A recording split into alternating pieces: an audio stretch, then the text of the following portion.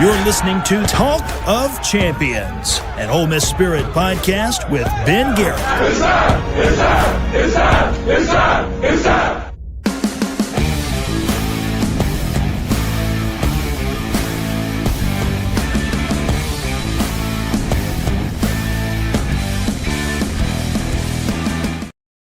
Hello, friends. Welcome inside the RiverLand Roofing Studios, my little house right here in my hand, RiverLand Roofing, powering everything we do here at Talk of Champions. Talk of Champions is brought to you by RiverLand Roofing, 662-644-4297, and the Ole Miss Spirit, OleMissSpirit.com, and a fleet of on three. Welcome inside a Monday, June 9th edition of Talk of Champions. Thanks to all of you watching on YouTube, watching live.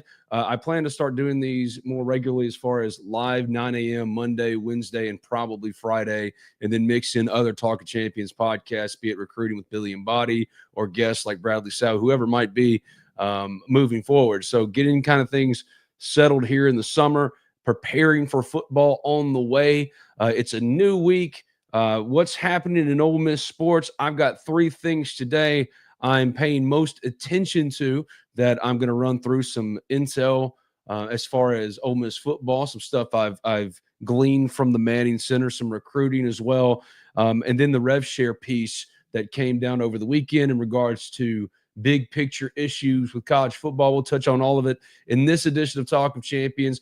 Again, I am Ben Garrett at Spirit Ben on Twitter, and you can check out all my stuff all the time at the Ole Miss Spirit, OleMissSpirit.com, and affiliate of On 3. And if you sign up today, you can get a subscription for as low as $1. And all we do all day, every day is write stories about your Ole Miss Rebels, talk on podcasts about your Ole Miss Rebels, and have a constant conversation on our Ole Miss Spirit message board, OMSpirit.com, and affiliate of On 3. Every single day talking about Ole Miss. So come hang out with us. We'd love to have you. Thank you for joining me on Talk of Champions. Again, always thanks to RiverLand, Billy Landis and company over there. Man, they've been so huge for me the last handful of years. And what a fun time we had at the Celebrity Ole Miss softball game last week. The RiverLand Roofing party deck where Terrence Davis, it was a grainy video, but you can see it on YouTube. Just simply search Talk of Champions. The last podcast before this one was with Terrence Davis, all-time Ole Miss basketball great. He was in town and participated in that celebrity softball game. And it was really, it dated me. It made me feel really, really old because I get into the YouTube comment section on that video the next, or maybe just like not long after I posted it that night. I think it was Friday night or Thursday night when I was able to do it. After I did the cut up of my truck getting absolutely pelted by Will Allen home runs, Ben Van Cleve home runs. I posted the Terrence Davis interview, and the first question or the first comment under the YouTube video was, "Who is Terrence Davis? I have never felt so old." Are we really that far removed now that we don't even know who Terrence Davis is? This man was still playing basketball for Ole Miss in 2018. Took Ole Miss back to the NCAA tournament, and he returned to Ole Miss for the celebrity softball game. Is the only NBA presence Ole Miss basketball has right now. So my thanks to Terrence. Go check that out. It was really cool to catch up with him. He's now got 2 kids. He's married, been married for 3 years now. A lot of good things happening in his life. So, man, Terrence Davis has been such a blessing. But thank you again for joining me for Talk of Champions on this Monday morning, June 9th. First, some intel from the Manning Center. Sontaran Perkins, the Ole Miss linebacker, is full go. It's confirmed. It's done. He's working out without any limitations because if you remember, he missed all of spring football practices with a labrum injury.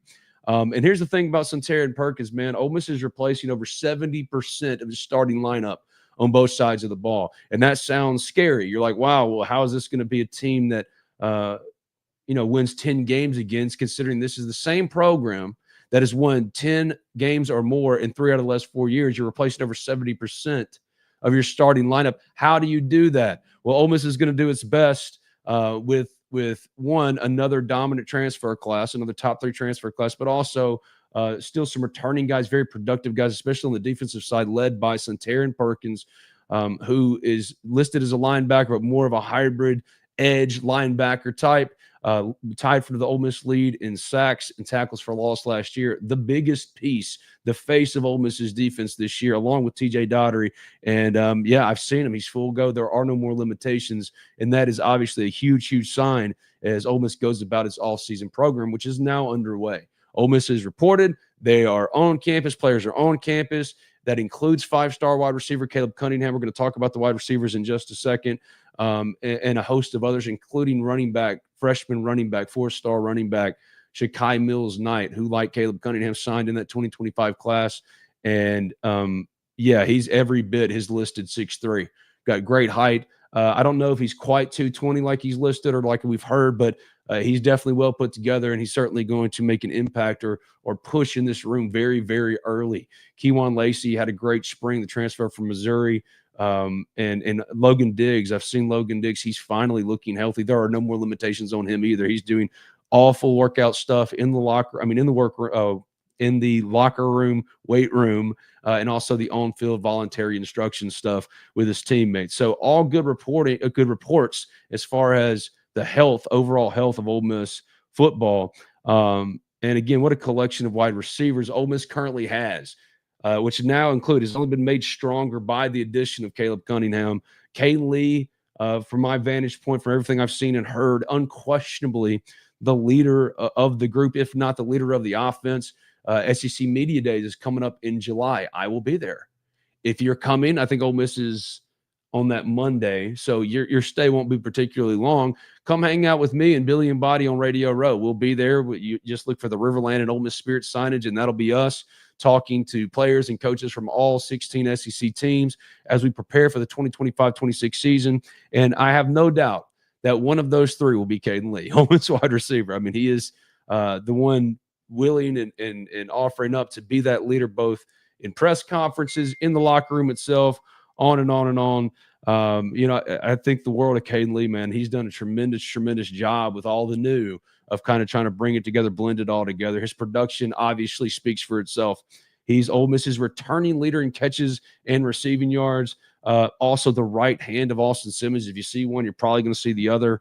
And he's a rallier of his teammates in the weight room. So Caden Lee's definitely going to go to SEC Media Days. Think the world of him. Think he's certainly showing leadership qualities, as is Suntaran Perkins, who's more of a quieter type than Caden Lee. But the good thing with Sonny P, as we call him here on Talk of Champions, powered as always by RiverLand Roofing, Sonny P, is that he's healthy, because he wasn't healthy at all for the spring. But I saw some of the wide receivers in particular, their voluntary field work last week. Ole Miss was in shorts and shirts, but Caden Lee was in the slot, flanked by Penn State transfer wide receiver Harrison Wallace, who I think is going to be an absolute stud. I really do.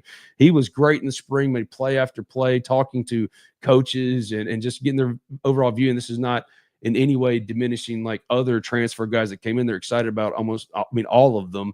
But Harrison Wallace has gotten steady plaudits ever since he arrived in the spring from Penn State. And he was flanked to the right of Caden Lee at the Z, just as he was in the spring. And we expect him to be come the fall. And DeJon Stribling, the Oklahoma State transfer, was out wide to his left at the X. Caleb Cunningham is insane, as an insane size for a wide receiver. If you walked into the Ole Miss weight room here and now today and looked around, and I said to you, all right, friend, pick out the best Ole Miss defensive lineman. Who you think an Ole Miss defensive lineman is?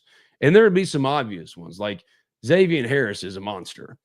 But standing right there next to him and not being dwarfed at all by the biggest human being you'll probably ever see in Xavier Harris is Caleb Odom, who doesn't look like a wide receiver at all. The only question is can he take it out there and become that superstar that Ole Miss thinks he could be, a former 4-star wide receiver that Ole Miss picked up from Alabama. Alabama's wide receivers weren't particularly they weren't the same collection of superstars and didn't put on that same kind of superstar collective effort that we're used to seeing, at least in modern Alabama history, as a full collective of wide receivers. Yeah, you got the Ryan Williams love and all that kind of stuff, but it wasn't the same. Jerry Jeudy, Amari Cooper, Julio Jones, pick your guys, Xavier. I mean, there's so many different guys that have come through and been in the same room together. This wasn't that same Alabama room, and Caleb Cunningham didn't do much. So there is something to prove there, but physically it's insane. He looks just like a left tackle. He looks like a starting edge. He's bigger than Suntaran Perkins, who, again, last season for Ole Miss and now healthy.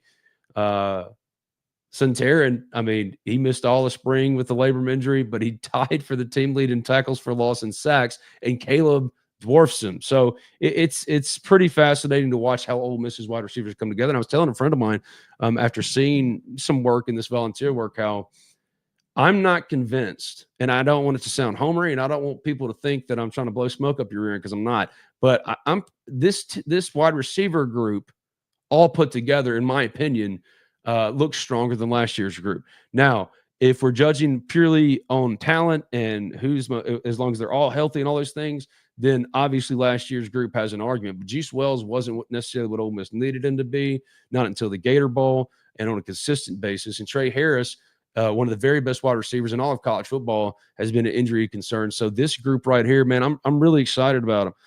Cody Camp says, howdy, Toddy. Love your work, Ben. Thank you, Cody. Appreciate you. If you have a question, comment, go to YouTube, drop them in the comments. The Ole Miss Spirit, OleMissSpirit.com, an affiliate of On 3. I'm going to be looking on my message board occasionally, see if anybody's got some things popping up, questions they want to ask, like 38804 Reb. Is Clem returning or any smoke to him going to ECU? So the question is, there's some questions about Mike Clement, Ole Miss baseball hitting coach, good friend of the program here on Talk of Champions, whether he's going to return as Ole Miss hitting coach. Everything I've gathered so far in the last handful of days, I don't anticipate any staff changes. The ECU would make some sense. There's the connection with Cliff Godwin, former Ole Miss hitting coach, and he returned to his alma mater years ago. They were back in the NCAA tournament again this year, always pushing for Omaha as ECU. I haven't heard that very strongly, I'll just simply say, and I don't anticipate, at least right now, on June 9th at 9:11 a.m. I don't think Ole Miss is going to have any staff changes. I would be surprised at least. But certainly there's talks about how Ole Miss can bounce back and use this, or they did have the bounce back season, but use this tough postseason the way it ended, and Murray State being the only 4 seed still alive in the tournament, coming out of the Ole Miss Oxford Regional. That's a bad taste in your mouth. In order to build on that, I think one of the things a lot of people want to know is if there's going to be any staff change. I think what's important for them right now is this portal and attacking it. And at the end of the day, that's where if this was just a stepping stone year or a building block year after 2 disastrous years, then so be it. You go to work, and next year then you're competing for super regionals. Otherwise, you're having the same conversations this time next year that you seemingly always have under Mike Bianco. And that's a long way of saying I don't think any changes are coming. It wouldn't surprise me at all, but I'm just not hearing that very solidly. So thank you for that. Cody Camp, I agree. This wide receiver room will produce more than last season, I believe. Solid all the way around. And I've got some notes here because, like I said, I'm going through some Ole Miss football intel as I give you 3 things on this Monday that I'm most paying attention to in Ole Miss sports this week. Traylon Ray, a transfer wide receiver from West Virginia, is healthy and going through without any limitations the strength and conditioning program. He was limited all spring. He's got a good look to him, as does, of course, Harrison Wallace and Dejon Stribling. Deuce Alexander made some big-time plays in the spring, backing up Caden Lee in the slot. And I would say he's at worst the number 2 slot and is going to certainly get some run with Ole Miss in this offense, because I remember vividly some particularly flashy catches for Deuce Alexander during the spring. I'm showing you a little Ole Miss spring football. There we go. Showing you some highlights there on my right. These are the offensive linemen. I didn't see a lot of them, but this is a good football team, man. And what I learned by watching them and going to the IPF is, while they are losing a lot, this staff, Kelvin Bolden, Lane Kiffin, and then this staff has really done a good job, or did a good job, of building out the roster, being very methodical with the roster. The roster building goes all the way up until August now, and they didn't just go try to sign the number 1 guys everywhere, and they were very smart with their money. They had to be very judicious with their money. They had to spread it out because they had a lot of roster spots to fill. There you see Deuce Alexander, number 11, and I think they've really done well, or did well, to address those needs and give themselves a real chance next year. I think according to ESPN's FPI, they're number 13 in the country as far as national championship odds for next season. A lot of it has to do, of course, with the quarterback you're seeing right there, Austin Simmons, and these wide receivers like Caden Lee, number 19, like Dejon Stribling, they're number 1. What Ole Miss gets out of these new wide receivers will play a big part of it, but after watching them, I think it's no doubt this group is talented, Payne Bell says, good morning from Clinton. Good morning, Payne. Thanks for hanging in with me. Yeah, I think they're a talented group, more talented than last year, more depth of talent. And I'm excited to see Caleb Cunningham get in there and mix in there as well, because Winston Watkins, number 16, playing in the slot, made play after play after play for Ole Miss in the spring and looked really, really good. So those wide receivers, in my time at the Manning Center last week, checking some things out, looking at some things, those wide receivers really stuck out, really impressed me. Just as the physical stature of freshman offensive lineman Devin Harper really impressed me. If Lane Kiffin and staff have missed in scouting and development at any one position in 6 years, it's the offensive line. That's a fair statement to make. It's been few and far between the list of players. The list is puny that they've developed and turned into a guy. It's always been really transfers to come in and supplement a roster that they already had. And a lot is riding, I think, on Devin Harper as far as Ole Miss has got to make some tough decisions, because this has been their blind spot.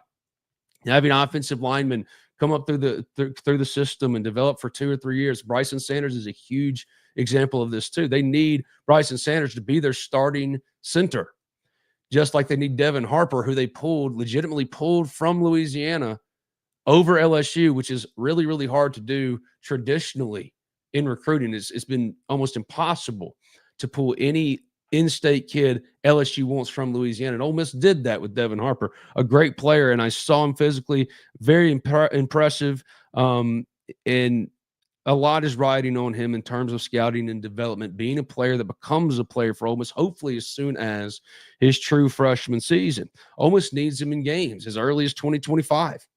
Probably going to play some guard, but I could see him growing into a tackle. He looks like he's ready-made. Can he get on the field? How quickly he gets on the field?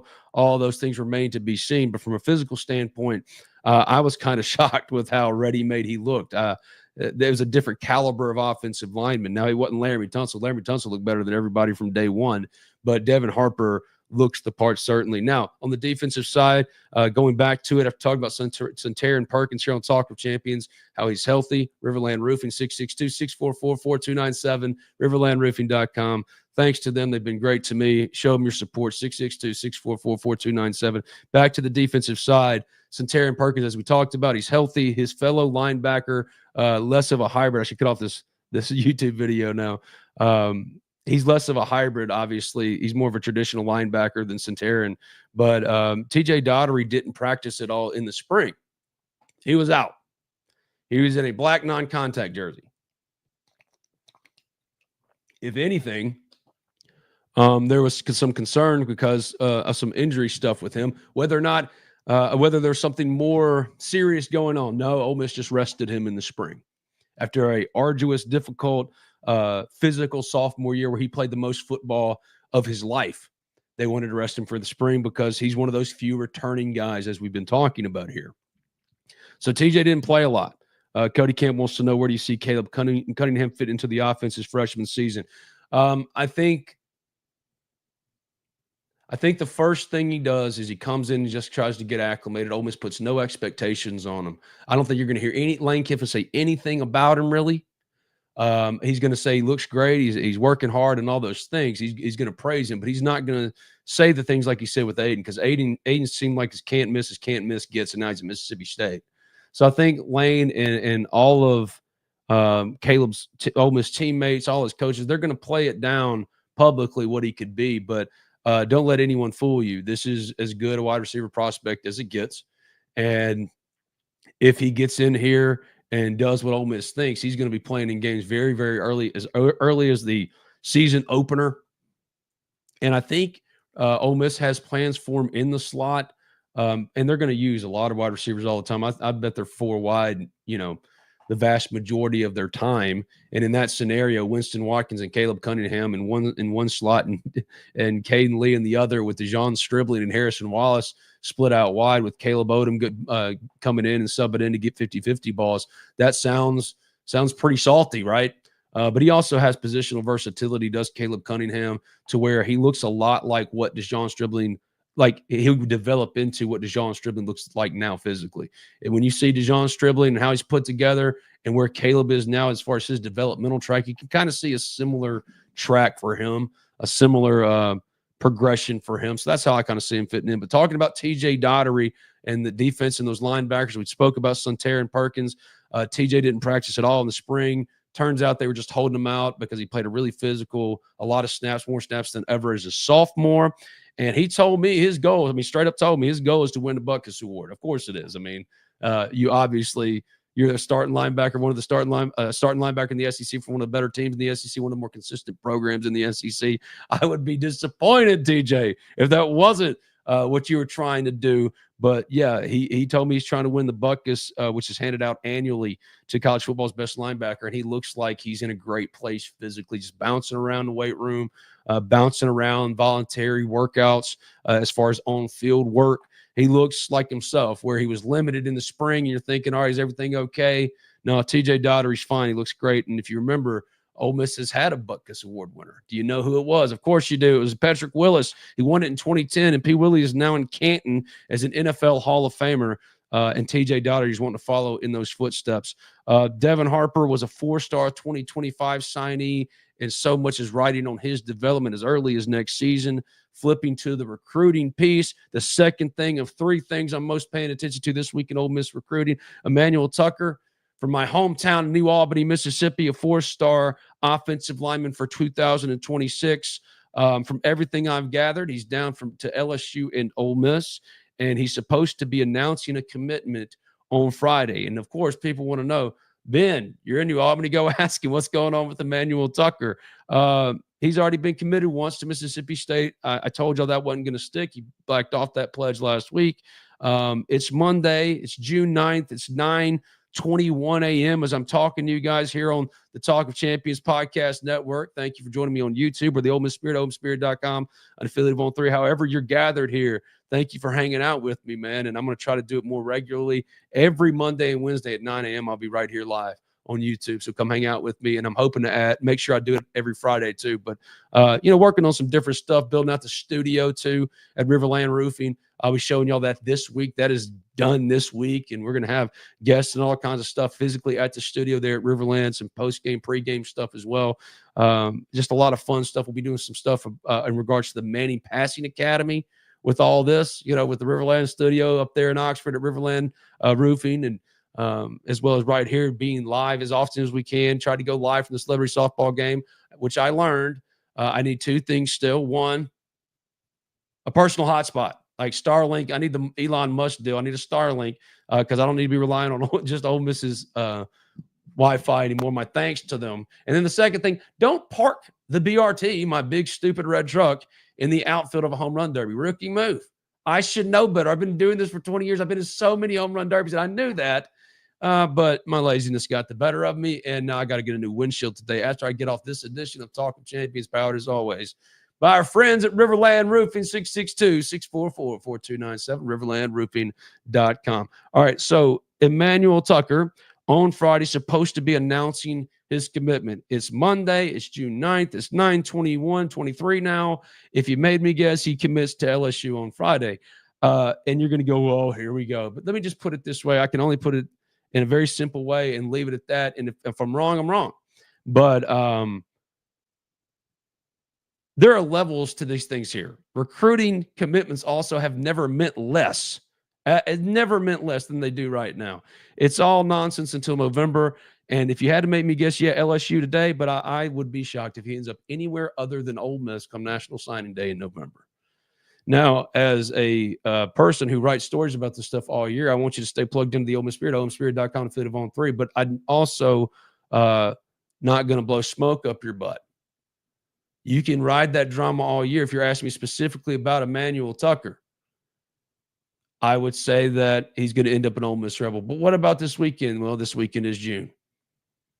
Stuff happens. And a lot of the rev share piece and how recruiting is going to revert back to some traditional things. I think Emmanuel Tucker is going to be an Ole Miss Rebel.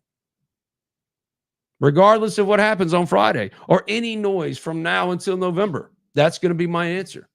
I don't care about it. I just know as well as I think I can. He's in my hometown. I've been doing this recruiting thing for a long time. That's my read on it as of today, right here and now. It could change. Of course it could. It's recruiting. And also, if he were to go to LSU, Ole Miss would just get him out of the portal next year. You know what I mean? If it did, it's such a different dynamic now. But there's been a lot of questions about Emmanuel Tucker, especially on the Ole Miss Spirit, OleMissSpirit.com, Affiliate on 3, saying, Ben, if Ole Miss doesn't get him, it's your fault, which I love. I'm responsible for my whole hometown now. Great. Just a little bit more pressure to put on these shoulders, right? No, I'm playing. I don't care. Blame me if you want to. Recruiting is stupid, and I think he's going to be an Ole Miss Rebel in the end. Ole Miss, I know, just absolutely loves him because they're prioritizing, especially with these next two classes. In-state prospects. Man, what two good classes it is. And I think they're the favorite for Jace Matthews. I think they're in a leading position for Xavier McDonald, a wide receiver from Morton.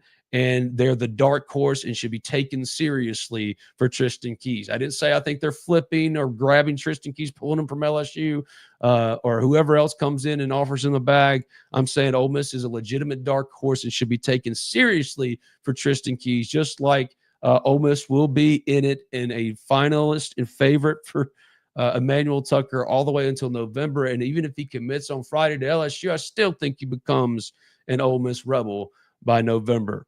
So that's like the recruiting update. The intel from the Manning Center. Again, went over to campus. I've been busy, man. I had the celebrity softball thing. I had to go talk to some people at different spots on campus because I'm trying to give y'all the information y'all want to know. The Ole Miss Spirit, OleMissSpirit.com, Affiliate on 3. And that's what I've kind of gathered as far as football and the recruiting piece. Now, as we wrap up on this morning, thank you all again for joining me here on Talk of Champions and hanging out with me. Payne Bell said good morning from Clinton earlier. Clinton, Mississippi. See, I love this. Tell me where you're from. Tell me where you're coming from. Chat with me during these things. I'll be doing them again more regularly. Every Monday and Wednesday, I will be live at 9 a.m. on YouTube and the Ole Miss Spirit, OleMissSpirit.com, Affiliate on 3. So go ahead and put it down on your calendars. Get notified if you need to. This is where I'll be, and it'll be so much better and more fun for me and more newsworthy or certainly more juicy for you. That sounded weird. If you join me and ask me all these questions all the time, because I'm better when somebody like a Cody Camp goes, hey, Ben, I believe this wide receiver room will produce more than last year's too. So, hey, come and hang out with me. I'm going to try to do it, like I said, more than we've ever done it before. There's certainly a hunger for this, man, this live piece. And it's been fun. It's been fun to get it going. So stay locked into the Ole Miss Spirit, OleMissSpirit.com, Affiliate on 3. Now, the Rev Share piece. If you hadn't heard, over the weekend, last week, the House versus NCAA settlement finally was resolved. And I don't want to get people too confused right now. I don't want y'all to start asking the questions like, well, what is this, and this? The bottom line is let's stick to the basics. Here's what it means. Schools can pay athletes a percentage of their athletic revenue now. That's the answer. Ben, what does this mean? Schools can now pay athletes a percentage of their athletics revenue when they otherwise used to not be able to. And also the NCAA, which has been feckless and toothless since 2020, if not before then, get some actual enforcement responsibility back. Now, let's see what they're going to do with it. Let's see if they're going to be irresponsible. Let's see if they're going to be, choosy with who they go after, selective with their enforcement practices, because there's now a limit, or at least it goes to the clearinghouse. If it's $600 or more, it goes to the clearinghouse for review. Now, a lot of this isn't going to stick. This is just a first step. But college football is in the place of taking steps and not leaps right now. And I am going to be one of those that just celebrates that there's something rather than nothing anymore. Because there has been nothing. It's been complete unfettered capitalism. And now they're at least trying to establish what this new professional league, that's what it is and what it's going to turn into in its final form. This professional league is going to look like under the new pay structure. There's still so much to kind of lay out and figure out, so much paperwork, so much legalese to put down. But for now, it at least gives schools, coaches, players at least a little bit of a framework to follow. Because now you know that schools can pay athletes a percentage of their athletic revenue. It doesn't have to be taboo where, you could talk about it in certain circles and not. Everybody understands the assignment now, and now it's about the fairness of it all to everybody else. It doesn't solve everything. If anything, it creates more problems. But at least, again, Ole Miss, the NCAA, college sports, college football, most particularly, is actually taking steps. That's really, really encouraging.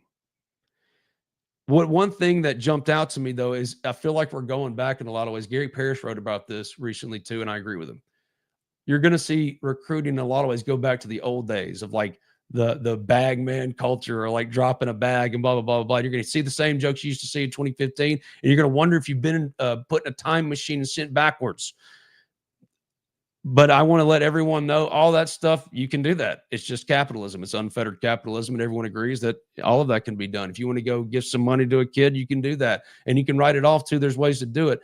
And that's what's been scary about the new environment, scary about the new world, because there is no control. And now they're starting to take steps. So I'm, for one, going to celebrate. I expect it to be messy, but at least now there's some movement, and people aren't just sitting on their hands anymore. People in Indianapolis aren't just sitting on their hands and wondering, hey, is anybody going to do anything about this? Right?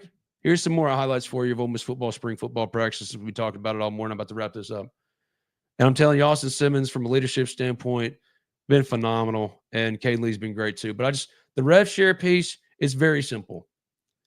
The schools schools and all the bureaucracy from Indianapolis to Oxford to everywhere else can finally have a say in the matter. And I think that's good. It's going to be a mess. Harrison Wallace right there, number 2, is going to be an absolute stud. Currently starting at Z, opposite Dejon Stribling at X. This is a good football team, paid for by the hardworking hands of all of you, the Ole Miss fans, giving to the Grove Collective, giving to local businesses like RiverLand Roofing, who are pouring back into the NIL space. Like, you can't even imagine the money that's going out there.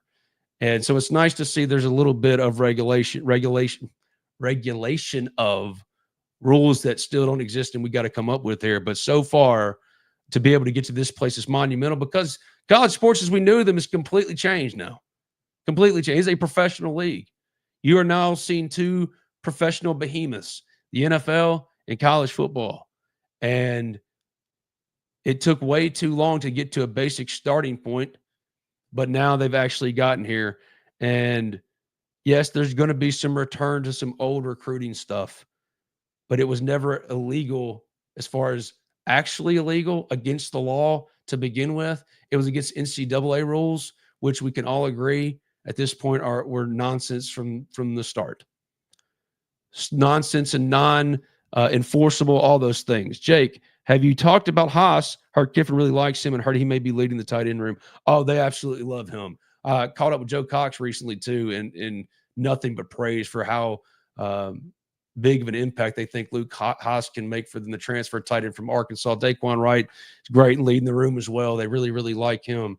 But Luke Haas, what really stuck out to me in talking to people like Joe Cox and others in and around the program, the inline blocking, the blocking piece that he brings to that Ole Miss room from Arkansas. Yeah, they're really excited about what he can be. You've seen probably number 9 running around these highlights as I've been talking. That's Luke Haas. That's Kejuan Lacey. He's going to be your starting running back. But I'm telling you, Shakai Mills-Knight, 6'2", 6'3", every bit of it, 220. He's going to have a say as well, but I've been really impressed with him and really impressed with Luke Haas, and that blocking component, that blocking piece is so critical for them, and is an improvement on anything they had last year. And I hate it for Caden Priestcorn that he just couldn't, get healthy, stay healthy, be 100%, because he didn't get a really full, fair crack at everything. But I do think that, Luke Haas will improve upon him in blocking and Daquan in blocking. And Daquan, I think, is ready to take that NFL step too. So good question, Jake. Luke Haas is certainly somebody that Ole Miss is excited about replacing. Yes, 70% of your starting lineup on both sides. But Luke Haas is a tenured veteran player that has played a lot of football in this league in particular. And I think he can be and will be an absolute stud. So, yeah, Luke Haas is a good player. And one thing, too, I think I read last week, Pro Football Focus, who I really enjoy reading. I like reading the analytics side of this stuff. Pro Football Focus listed Luke Haas as one of 10 tight ends to know for the NFL draft. So there's a next level component and growth potential to watch with him as well. So good question there. If you have any questions, of course, drop them in the comments on YouTube at the Ole Miss Spirit, OleMissSpirit.com, on my message board, OleMissSpirit.com, and Food of On 3. You sign up today for just $1. All of you hanging out with me, man, I do this all day, every day. And that's a weird avocado. Look at that avocado, weird read. I do this all day, every day at the Ole Miss Spirit, OleMissSpirit.com, and Food of On 3. It doesn't just have to be here today. Every Monday and Wednesday at 9 a.m., I will be live for Talk of Champions, hoping to do a live show every single morning to get to that point, but it's going to start being more consistent, at least, because we do one every day, and we try to at least, but be more consistent with the live component. And you'll definitely see me Monday and Wednesday at 9 a.m. and hope soon this week in RiverLand, in Oxford, at the RiverLand Roofing Studios, not Ben's RiverLand Roofing Studios. No, not this corner of a room. An actual full-on studio we've built out at RiverLand. Be on the lookout for that. A lot of fun things we're going to do, including post-game and pre-game shows and some featurey stuff as well. But the Rev Share, to close this thing out, to end this morning of what's going on in Ole Miss sports, 3 things Ben Garrett of the Ole Miss Spirit Ben, is watching out for this week, and you need to be looking out too. Number 1, all that recruiting intel that I laid out from the football side of things, including recruiting and Emmanuel Tucker's commitment, and also with the Rev Share. Yes, it's good. It's okay. It's good that there's been at least a step towards regulation of this. Otherwise, it had been unfettered capitalism. Who cares if it goes back to some traditional old recruiting things like, well, here's $100, man. Love to see you at Ole Miss. Here's $100, man. Love to see you at Mississippi State. Here's $100, man. It doesn't matter, because no matter what guardrails rise up, this is the first time in the history of the sport with unfettered capitalism. Everyone said, just do what you want to do. And it was a free for all. With guardrails up in any walk of life, the market will still pay out accordingly, whether it's within the framework of your rules or not. The end. And there's absolutely nothing wrong or illegal about it. Nothing shady, nothing immoral. It's stupid football. And there's nothing illegal about giving $100 to little Johnny to mow your yard. If you want to give little Johnny $100 to go kick LSU's ass, it's fine. Who cares? Stop being prudes. It's whatever. It's nice to see, though, that everyone understands, while that was always a non-issue and should have been a non-starter, but idiots in Indianapolis in suits wanted to make millions of dollars off the free labor. Now they're taking steps toward making this something that can function forever. I mean, there were talks. You don't hear about the football as dying talks anymore. It was mostly about the concussion issues and all those things. I stood there in the IPF and watched a player get scanned for his helmet, walked around, scanned his face, scanned his head, got his full measurement to tailor their helmet specifically for them and their measurements to protect their brain. Football is on a different level now. We should treat it that way. It's not like in the old days where you'd walk into the locker room. You're trying out in New Albany High School. At least this was the way for me.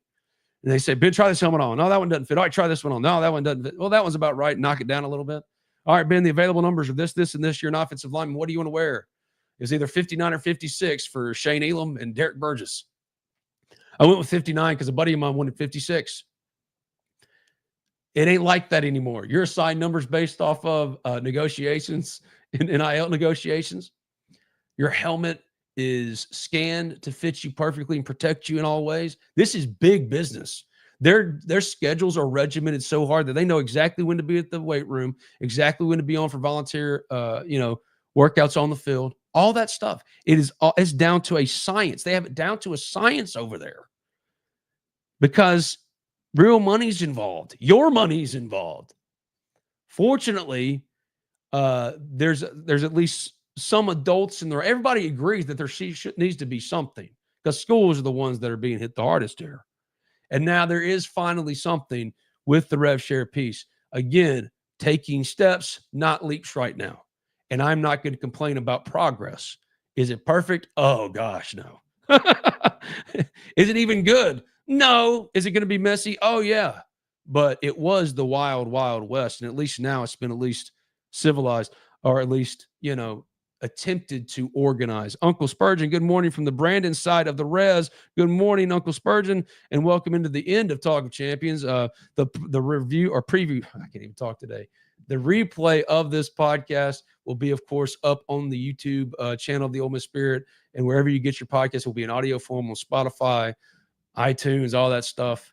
And always at the Ole Miss Spirit, OleMissSpirit.com, Food of On 3. It's nice to see that not just Ole Miss, but college football, the sport we all love, that we were just so fed up with, is finally taking steps.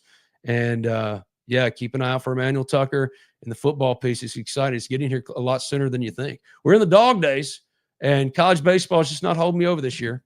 I hope Murray State, man, what a great story they were, but good grief, they were never a 4 seed. I think that's been proven out, right? Almost got screwed with his four-team draw for the Oxford Regional. Shocker. But Ole Miss also got the favor of a lifetime when John Cohen put Mike Bianco and Ole Miss in the NCAA tournament as last team in 2022, and they won their title. So this year was an encouraging step in the right direction, back to where things used to be consistently.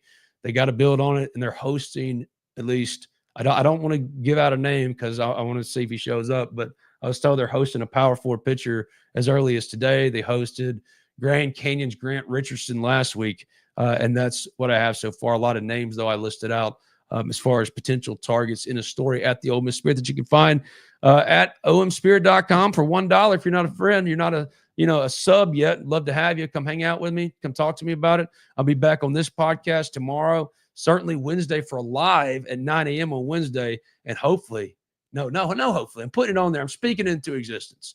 The studio I've been building out at RiverLand will be open for business 9 a.m. on Wednesday. I'll be there broadcasting from it. RiverlandRoofing.com, 662-644-4297. Few, if any, are doing more for Ole Miss in the NIL, name, image, and likeness space. My thanks to them, and my thanks to y'all for hanging out with me. 3 things, big picture things I'm watching out for with Ole Miss Sports this week. And yeah, not a lot of games to talk about because out of season. Baseball's done. Waiting on football now. But that football intel really excited me. That stuff I saw. That stuff, the different players that I wanted to get a look at and was impressed with. Ricky Fletcher's another one from South Alabama, the cornerback that Ole Miss signed after the spring. I'd never seen him before. Great size. And I'm going to tell you guys, cornerback was a problem in the spring. TJ Banks they think he could be something really good. He was a starter. Cedric Beavers came on, the 4-star JUCO who didn't play a lot last year, but they're counting on Chris Graves. They really, if he can stay healthy, they like him a lot. But they needed some help, and they went and got it, and a part of that was Ricky Fletcher.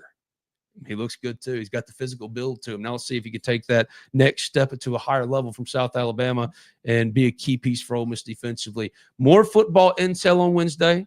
More recruiting intel on Wednesday, and anything that comes up of significance, I will be here live, and I plan to do it every week from this point on, at least Monday and Wednesday mornings, 9 a.m. Ben Garrett will be live, hopefully with friends, Bradley Sal, Billy Embody, you name it. I'm hoping to be on the road, and I'll be live from 9 a.m. like, who knows, the Manning Passing Academy. A lot's planned out. I'll see you on Wednesday at the RiverLand Roofing Studios in Oxford. My thanks to them. My thanks to you, the Ole Miss Spirit, OleMissSpirit.com, Affiliate on 3. And before I go, James 1:19 reads, "Wherefore, my beloved brethren, let every man be quick to hear, slow to speak, and slow to wrath." What I've learned today, reading this was part of my meditation this morning. Listen more, talk less. I'm talking to myself, but if you can take it to, if you need it to, here it is. Be good. Be honest. Don't do any harm. And tell your story. Ask me about mine because we're the church. God is good. Have a good day, and I'll see you on Wednesday.